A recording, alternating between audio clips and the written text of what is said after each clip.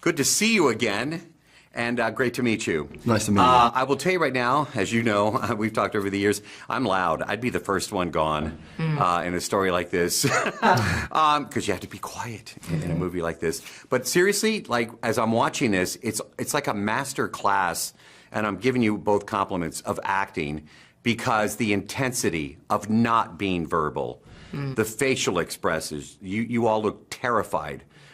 In these movies.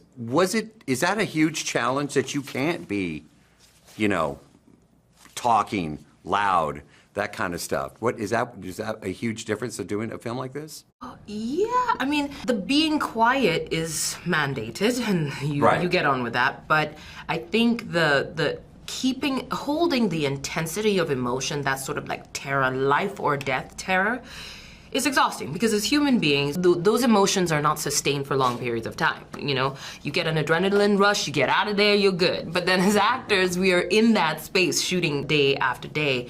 So you kind of have to like gather yourself all day. It's like a physical workout, and you can't be scatterbrained about it. And it was very helpful to work with someone like Joe that I could huddle with, and like we could help each other get to those stakes, because it takes both of us in the camera shot to sell the moment. What was it like to have Frodo as a castmate? Oh, it was a delight. Yeah, both Nico and Schnitzel, who played Frodo, were wonderful. It was kind of remarkable seeing how well trained they were, and how they would open up to camera and stuff like that and know where the camera was at moments, and it was a pretty remarkable thing to bear witness to. And also it adds a really nice ingredient to the film, this innocence that follows us around, and obviously they're very good at being quiet, those cats. So Are you a cat person? Because you were holding Frodo, and I watched things like that.